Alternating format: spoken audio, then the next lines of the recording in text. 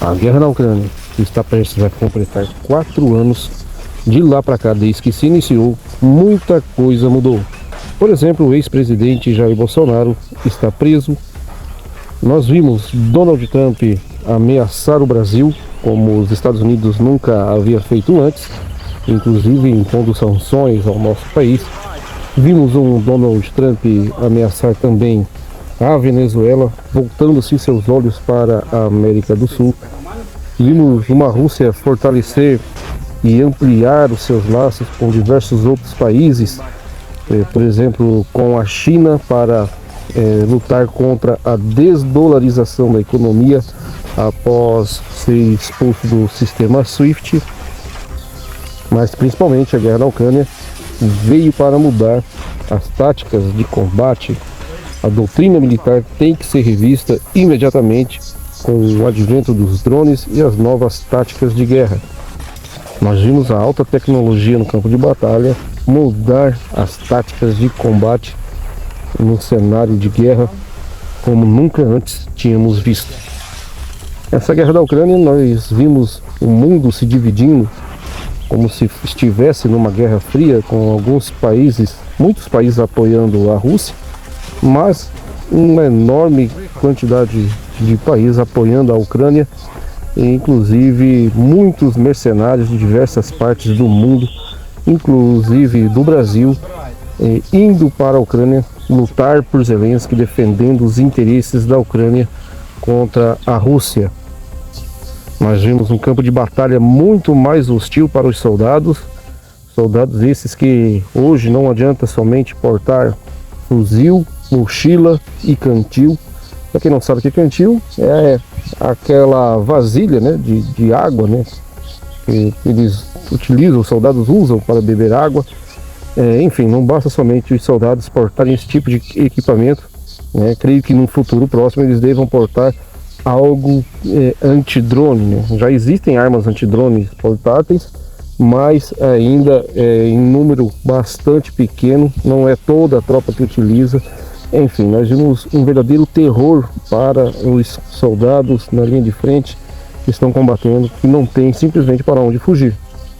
É impossível fugir dos drones na guerra moderna, principalmente na guerra da Ucrânia, onde vimos ucranianos e russos investindo muito nessa área dos drones, a Ucrânia recebendo um amplo apoio ocidental, enquanto a Rússia recebendo apoio do Irã, da China e da Coreia do Norte, principalmente, né? Mas no quesito drones, ninguém apoiou mais a Rússia do que o próprio Irã.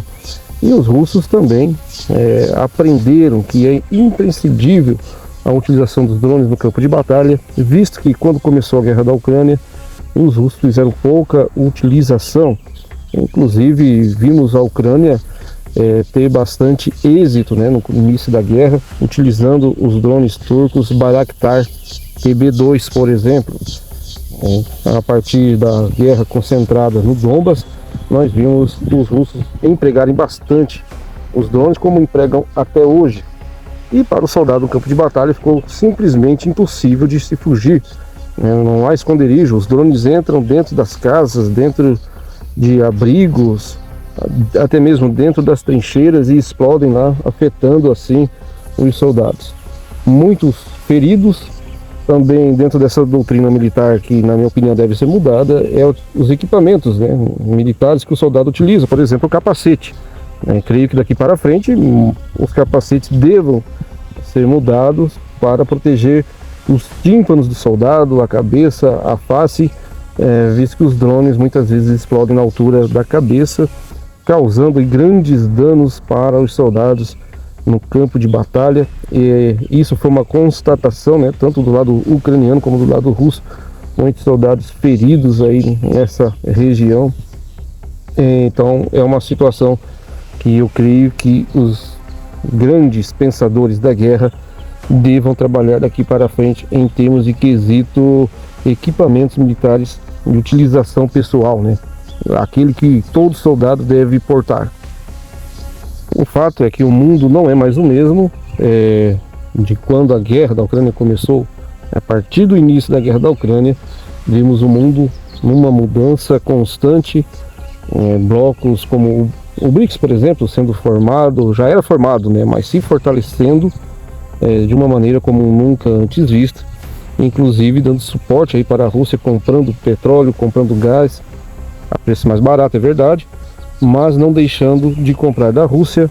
Muitos países negociando na moeda local ou na moeda russa, evitando assim o dólar. A liderança dos Estados Unidos, aquela hegemonia existente nos anos 90, né, no começo dos anos 2000 para cá, ela já não existe mais. Os Estados Unidos lutam para continuar essa hegemonia única, absoluta, enquanto a Rússia, China e outros países, e vamos encaixar o Brasil também, né, lutando aí para um mundo multipolar, sem um grande país dominante no mundo. É contra isso que luta principalmente a Rússia e a China, desbancando a hegemonia norte-americana. Um outro assunto, meus amigos, muito importante, né, dentro desse contexto todo, ao qual eu citei aqui os mercenários brasileiros morrendo aos montes na Ucrânia.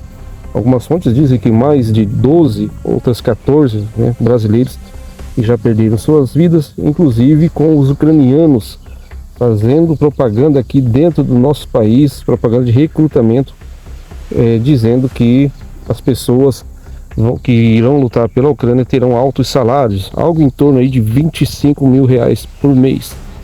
O grande problema de tudo isso, né, pessoal, é que não há garantia nenhuma que o combatente irá voltar, visto que está enfrentando, não é um paísinho qualquer, né, está enfrentando a Rússia, se não a maior, uma das maiores potências bélicas do mundo.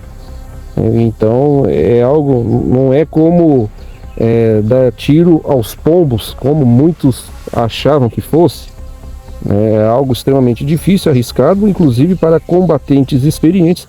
Agora você imagina garçons deixando seus empregos aqui no Brasil, cidadãos que muitas vezes nunca pegaram em armas ou passaram somente pelo período básico no nosso exército brasileiro, indo em busca de oportunidades. Garçons, pedreiros, lavadores de pratos, enfim, né, pessoas que querem uma oportunidade melhor, se sentem seduzidos por esse salário de 25 mil, mas esquece que do outro lado existe uma grande potência militar que está lutando ali pelos seus interesses. Os soldados que estão lá estão defendendo os interesses do seu país, assim como os soldados ucranianos. Agora, os mercenários que estão indo lá estão indo puramente por dinheiro. E uma outra questão não menos importante é quando esse soldado é ferido. E aí, vai querer pensão do governo brasileiro? Ao ir para lá, o governo brasileiro foi consultado, foi pedido a permissão, né, sendo que o Brasil não permite que brasileiros lutem por outro país.